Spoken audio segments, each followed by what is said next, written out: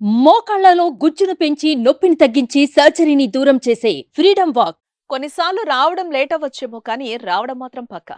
ఏ party 100% విజయం సాధిస్తుందో అదే Janasena. Wow! Last punch మనదే అయితే ఆ కిక్కే వేరు కదా.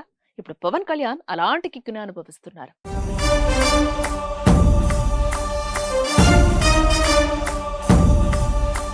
అలాగని ఇదేం లాస్ట్ పంచ్ కాదు, ఇది జస్ట్ ట్రైలే అన్నది జనసేన అధ్యక్షుడి మాట.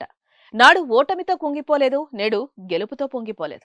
గత ఎన్నికల్లో 2 చోట్ల ఓడిపోయిన పార్టీ అధినేత. పార్టీ పెట్టి అప్పటికి 5-6 ఏళ్లైంది. క్యాడర్ బలంగా లేదు, పార్టీకి పునాది అంతగా లేదు. ప్రత్యర్థుల విమర్శలు ఆయన వెనకడుగు వేయలేదు.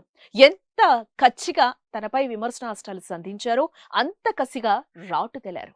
2024లో పవన్ తీసుకున్న రాజకీయ వ్యూహాలు అనూహ్యం. తాను తగ్గిన పార్టీని గెలవాలన్న సంకల్పంతో పొత్తు అడుగులు వేశారు. ఆ పొత్తు కోసం ఎన్నో కసరత్తులు చేశారు. అన్నీ ఫలించి ఆంధ్రప్రదేశ్ ఎన్నికల్లో జనసేన అధినేత పవన్ కళ్యాణ్ అఖండ విజయం సాధించారు.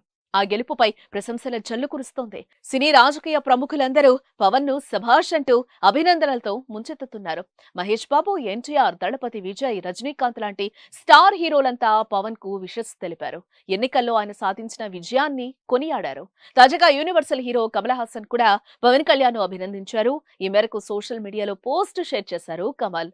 ఎన్నికల్లో విజయం అందుకున్న పవన్ కళ్యాణ్ కు నా హృదయపూర్వక శుభాకాంక్షలు అని తెలిపారు కమల్. ఆంధ్రప్రదేశ్ ప్రజల ఆశలు, ఆకాంక్షలు నెరవేర్చేందుకు ఆయన చేస్తున్న ప్రయాణానికి ఆల్ ది బెస్ట్. మేమిద్దరం మాట్లాడుకుంటూ ఎమోషనల్ అయ్యాం అని తెలిపారు. అదేవిధంగా మిమ్మల్ని చూస్తుంటే గర్వంగా ఉంది బ్రదర్ అని రాసుకొచ్చారు కమల్. ఈ ట్వీట్ ఇప్పుడు సోషల్ మీడియాలో తెగ వైరల్ అవుతోంది. పవన్ అభిమానులు ఈ ట్వీట్ ను తెగ షేర్ చేస్తున్నారు.